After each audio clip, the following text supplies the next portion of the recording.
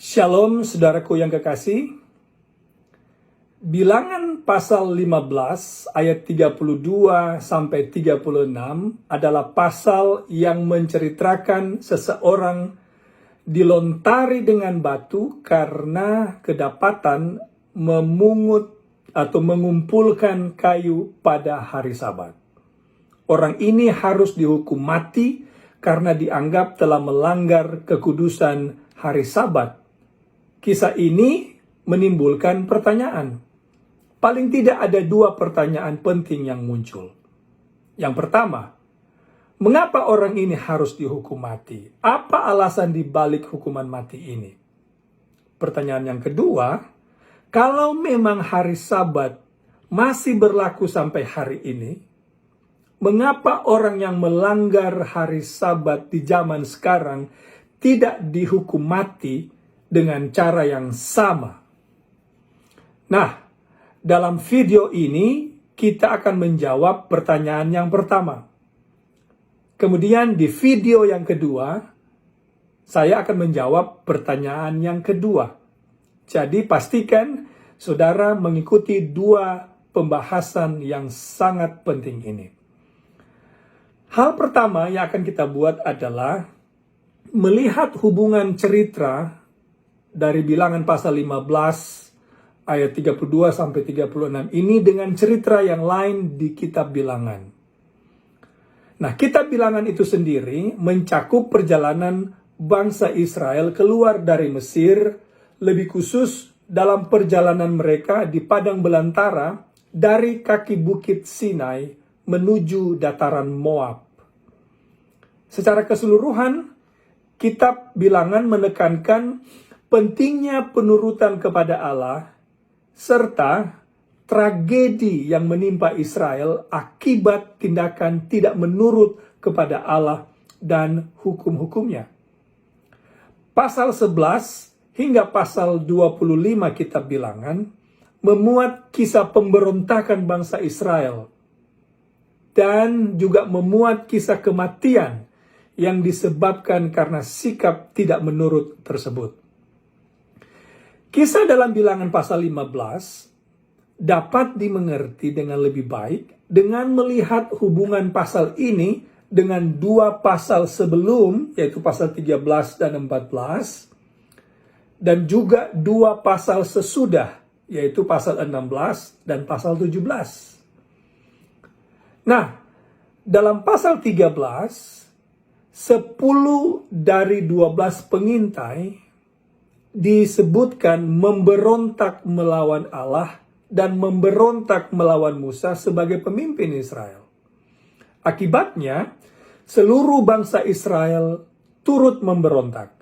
Maka Allah menyatakan bahwa seluruh angkatan atau generasi pertama bangsa Israel akan mati di padang belantara. Catatan ini kita bisa dapat di pasal 14. Tetapi meski demikian, Allah tetap meminta Israel untuk tetap setia kepada perjanjian mereka dengan Allah. Dan Allah berjanji untuk tetap membawa Israel masuk tanah perjanjian. Bilangan 15 ayat 2. Di sini kita dapat melihat karunia Allah yang begitu besar kepada bangsa Israel. Kemudian, seorang yang memungut kayu atau mengumpulkan kayu pada hari Sabat dalam bilangan pasal 15 ayat 32 sampai 36 menunjukkan 4 hal penting. Yang pertama, orang ini menolak atau memberontak secara terbuka, menolak kemerdekaan dari perbudakan yang Allah berikan kepada bangsa Israel. Hal yang kedua, orang ini memiliki dua kemungkinan pilihan atau alasan atau motif kenapa ia memberontak. Yang pertama adalah karena ia lebih memilih kehidupan sebagai budak di Mesir. Pilihan ini juga dibuat oleh bangsa Israel sebelumnya dalam bilangan pasal 14 ayat 2. Atau motif yang kedua adalah ia memilih untuk maju memasuki tanah perjanjian meskipun Tuhan tidak merestui. Ini dicatat di Bilangan pasal 14 ayat 40 dan 41. Hal yang ketiga, orang ini tidak puas atau tidak senang terhadap hukuman yang Allah berikan kepada generasi pertama bangsa Israel yang keluar dari Mesir pada pasal sebelumnya. Dan yang keempat, dengan melihat konteks ayat-ayat sebelumnya, yaitu lebih khusus pasal 15 ayat 1 sampai 31, orang ini memilih memberontak meskipun telah diberi amaran sebelumnya. Nah, saudara yang kekasih, kita akan mengeksplor 4 hal ini dengan lebih luas. Bilangan pasal 15 ayat 1 sampai 21 mencatat berbagai jenis korban bakaran dan persembahan. Kemudian ayat 22 hingga 31 mencatat tentang dosa yang tidak disengaja. Dosa jenis ini dapat diselesaikan dengan cara mempersembahkan korban pendamaian untuk pengampunan dosa. Akan tetapi dosa yang disengaja tidak dapat diselesaikan dengan mempersembahkan korban pendamaian. Bilangan 15 ayat 30 dan 31 memberi kita keterangan bahwa orang yang berbuat dosa yang dengan sengaja atau dosa yang disengaja harus dilenyapkan atau harus dihukum mati. Ada 7 ketetapan yang Allah sampaikan melalui Musa kepada bangsa Israel mendahului kisah seseorang ini yang memungut atau mengumpulkan kayu pada hari Sabat. Ketetapan yang pertama adalah persembahan tentang tepung dan minyak serta lembu sapi atau domba. Ini dicatat di ayat 3 sampai ayatnya yang kelima. Kemudian ketetapan tentang persembahan tepung dan minyak serta domba jantan di ayat 6 dan 7. Kemudian persembahan tentang tepung dan minyak serta lembu ayat 8 sampai ayat 16. Kemudian persembahan tentang roti bundar ayat 17 sampai 21. Kemudian persembahan untuk dosa yang tidak disengaja oleh seluruh umat ayat 22 sampai ayat 26. Kemudian yang keenam adalah persembahan untuk dosa yang tidak disengaja oleh satu orang. Dicatat di ayat 27 sampai 29.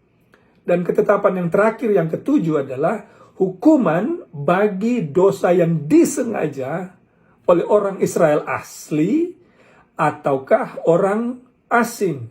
Ini ditemukan di ayat 30 dan 31. Nah, orang yang memungut kayu, mengumpulkan kayu pada hari Sabat ini memahami betul apa yang menjadi perintah Allah di Bilangan pasal 15 ayat 1 sampai 31. Karena dia berada di sana dan mendengar langsung Musa menyampaikan peraturan ini kepada bangsa Israel. Jadi orang yang tertangkap mengumpulkan kayu pada hari Sabat adalah jenis orang yang memberontak secara terbuka melawan otoritas Allah dan harus dilenyapkan dari antara orang Israel.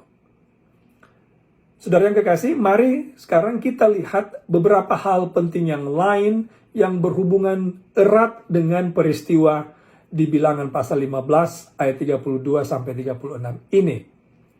Yang pertama, orang Israel termasuk Musa sebagai pemimpin mengerti betul memungut kayu pada hari Sabat adalah satu pelanggaran. Tetapi mereka belum yakin apakah pelanggaran ini menuntun kepada hukuman mati atau hukuman yang lebih ringan. Yang kedua, orang yang memungut kayu dengan sengaja menolak untuk beristirahat dari pekerjaan pada hari Sabat. Tetapi sekarang ia diharuskan atau dipaksa bisa dikatakan untuk beristirahat dalam tahanan. Sesuatu yang berlawanan dengan keinginan hatinya untuk tidak beristirahat pada hari Sabat. Nah, saudaraku yang kekasih, orang ini sebenarnya dapat menikmati istirahat dalam keadaan merdeka sebagai budak. Orang yang merdeka dari perbudakan. Tetapi sekarang ia harus beristirahat di dalam tahanan sebagai seseorang yang tidak memiliki kemerdekaan. Atau dengan kata lain, sebagai seorang budak karena tidak memiliki kemerdekaan lagi. Hal yang ketiga, kalau rencana orang yang mengumpulkan kayu pada hari Sabat ini adalah untuk menyalakan api, untuk menghangatkan diri, atau mengumpulkan kayu untuk memasak, yang keduanya dilarang pada hari Sabat, maka perbuatan ini adalah jenis perbuatan yang tidak mendesak. Mengapa? Oleh karena peristiwa ini terjadi ketika orang Israel berada di padang gurun dengan iklim yang hangat. Lagi pula, mereka tidak perlu memasak setiap hari Sabat. Oleh karena Tuhan menyiapkan mana kepada bangsa Israel setiap hari Sabat. Jadi orang ini dengan sengaja tidak mempercayai Allah. Dengan sengaja ia memberontak melawan Allah. Hal yang keempat, melalui mana Allah mengingatkan orang Israel untuk memelihara hari Sabat setiap minggu. Jadi kembali dengan berada di luar dan mengumpulkan kayu pada hari Sabat, orang ini memberontak dan melanggar hukum Sabat dengan sengaja, dengan sadar dan sengaja. Yang kelima, kita bisa melihat dengan jelas bahwa tidak ada alasan yang benar dan jelas yang dapat membenarkan orang ini untuk keluar dan mengumpulkan kayu pada hari Sabat. Tidak ada alasan yang kuat baginya. Dan yang keenam adalah pemberontakan Israel terhadap perjanjian Tuhan yang dicatat dalam Bilangan pasal 13 hingga pasal 17, serta amaran terhadap dosa yang disengaja yang dicatat dalam Bilangan pasal 15 ayat 29 sampai 31, menunjukkan bahwa tindakan orang yang mengumpulkan kayu pada hari Sabat sekali lagi adalah satu tindakan perlawanan atau pemberontakan secara terbuka dan langsung kepada Tuhan. Ini juga menunjukkan ketidakpuasan orang ini terhadap hukuman yang Allah berikan kepada Israel pada pasal sebelumnya. Nah, saudara yang kekasih, kalimat perlawanan dan pemberontakan secara terbuka saya ulang-ulangi berkali-kali adalah dengan maksud untuk menekankan alasan mengapa orang ini harus dihukum mati. Nah, ada hubungan yang sangat erat antara kisah orang mengumpulkan kayu pada hari Sabat dan kisah orang Israel mengumpulkan jerami ketika masih berada di Mesir. Kata mengumpulkan digunakan dalam kisah orang Israel mengumpulkan jerami ketika masih menjadi budak di Mesir. Dan menariknya, kata yang sama juga digunakan dalam kisah orang mengumpulkan kayu pada hari Sabat. Apa maksudnya ini? Nah, di Mesir, orang Israel itu dipaksa untuk mengumpulkan jerami. Tapi kemudian Tuhan membebaskan mereka. Jadi, tindakan satu orang Israel ini yang mengumpulkan kayu pada hari Sabat menunjukkan niat atau intention atau niat bahwa meski ia telah dibebaskan dari pekerjaan sebagai budak mengumpulkan jerami, orang ini secara sadar, sesadar-sadarnya memilih untuk melawan kebebasan yang diberikan kepadanya. Ia ingin kembali melakukan pekerjaan yang dilakukan oleh seseorang sebagai budak. Ia ingin kembali menjadi seorang budak. Ini masalah kepada orang ini. Orang ini mengerti betul perjanjian yang Allah buat dengan bangsa Israel. Ia mengerti betul bahwa menuruti Allah berarti kemerdekaan dan hidup. Ia juga mengerti sebaliknya, pemberontakan terbuka melawan Allah atau melawan perjanjian Allah berarti kematian, dan ia memilih mati daripada hidup. Sekarang pertanyaan atau argumen yang kita bisa buat adalah, jika memang memungut kayu pada hari Sabat adalah pelanggaran hukum Sabat dan harus dihukum mati, mengapa tidak jelas bagi Musa dan bagi Israel, pemimpin-pemimpin Israel dan seluruh umat Israel, apakah orang ini harus dihukum mati atau tidak? Mengapa tidak jelas bagi mereka? Kita baca bilangan pasal 15 ayat 34. Dan nanti kita lihat ayat ini dapat memiliki beberapa maksud. Tapi sebelumnya mari kita baca bilangan pasal 15 ayatnya yang ke-34. Berbunyi demikian. Orang itu dimasukkan dalam tahanan oleh karena belum ditentukan apa yang harus dilakukan kepadanya. Jadi ayat ini mengindikasikan bahwa Musa dan pemimpin Israel belum jelas mau diapakan orang ini. Nah, mari kita lihat ayat ini memiliki beberapa pengertian atau maksud. Yang pertama, berdasarkan dari kisah keseluruhan bilangan pasal 15 ayat 32 sampai 36, tidak ada indikasi sedikit pun bahwa orang Israel meragukan perintah Allah dan ketetapan Tuhan. Mereka percaya kepada Allah dan ketetapan-ketetapannya. Kemudian Musa dan orang Israel juga mengerti bahwa orang ini telah melanggar hukum Allah dan harus dihukum mati. Tapi mereka belum tahu dan harus menunggu hukuman jenis apa yang harus dijatuhkan kepada orang ini.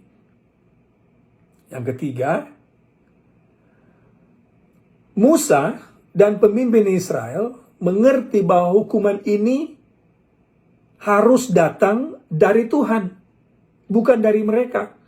Jadi mereka menunggu hukuman apa yang Tuhan akan jatuhkan kepada orang ini. Perlu diingat bahwa peristiwa ini terjadi pada hari Sabat. Tapi meski demikian, ayat dalam pasal ini tidak mengindikasikan bahwa pemimpin Israel akan menghukum orang ini pada hari Sabat atau sesudah hari Sabat. Karena tidak ada satupun catatan dalam kitab bilangan yang menyatakan bahwa orang Israel yang menjatuhkan hukuman mati kepada seseorang adalah hukuman yang berdasarkan sistem pembuktian atau pengadilan mereka. Menghukum seseorang dengan hukuman mati selalu didasarkan pada perintah Allah dan bukan orang Israel. Ayat yang menunjang ini kita bisa dapat di Keluaran pasal 31 ayat 14 dan bilangan pasal 15 ayat 30 dan 31. Jadi, tindakan orang Israel memasukkan orang ini ke dalam tahanan bukan karena mereka tidak yakin dengan jenis pelanggaran yang dilakukan, atau mereka tidak yakin apakah perintah untuk tidak bekerja pada hari Sabat masih berlaku atau tidak berlaku. Mereka mengerti bahwa orang ini pasti akan dihukum mati.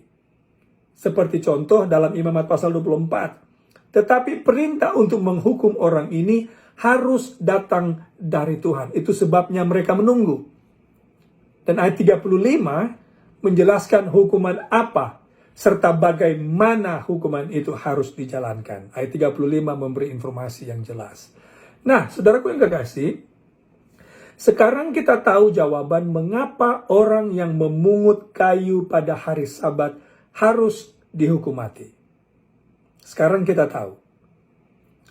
Kalau begitu, jawaban pertanyaan yang pertama sudah dapat kita jawab. Jangan lupa ikuti pembahasan pada video yang kedua di mana kita akan menjawab pertanyaan, kalau hukum Sabat masih berlaku hingga saat ini, mengapa pelanggar-pelanggar Sabat yang melanggar hukum Sabat tidak dihukum mati seperti di zaman Perjanjian Lama? Ikuti pembahasannya pada video selanjutnya. Tuhan memberkati saudara sekalian. Amin.